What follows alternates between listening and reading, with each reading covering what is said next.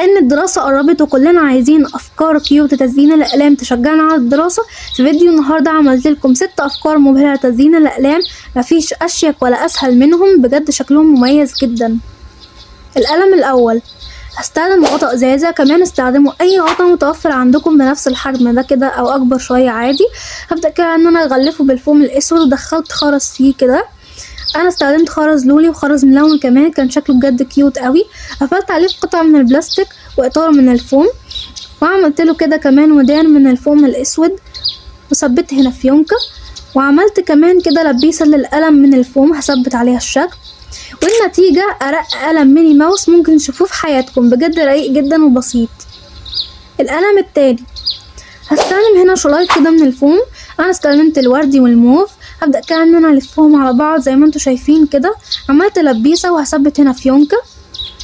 والنتيجة أرق قلم مصاصة ممكن تشوفوه بجد كيوت قوي وبسيط. القلم التالت، في الفكرة دي هستخدم غطاء ازازة، هبدأ كده ان انا اغلفه بالكامل بورق لونه اصفر، ممكن كمان تستخدموا الفوم. غلفته كده زي ما انتوا شايفين بالشكل ده اهو. عملت بقى كده ملامح للغطاء من الوش والظهر زي ما انتوا شايفين كده من الورق. عملت غطا كمان بنفس الطريقة وهثبتهم على بعض بالطول. عملت لبيسة من الفوم، والنتيجة أكيت قلم ايموجيز ممكن تشوفوه بجد مبهج جدا ورقيق وبسيط.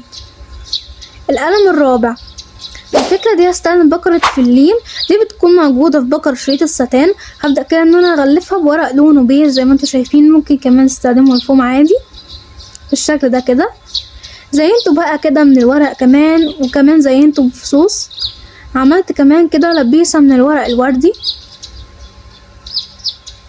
والنتيجة أكيت وأرق وأسهل قلم دونت ممكن تشوفوه بجد شكله رقيق جدا وخطير، مخدش مننا وقت خالص.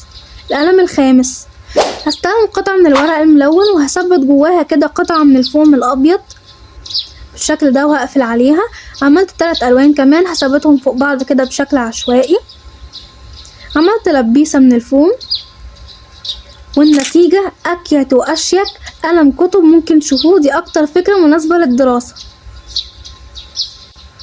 القلم السادس، هستخدم هنا بقى كده لآخر قلم شريط ستان لامع.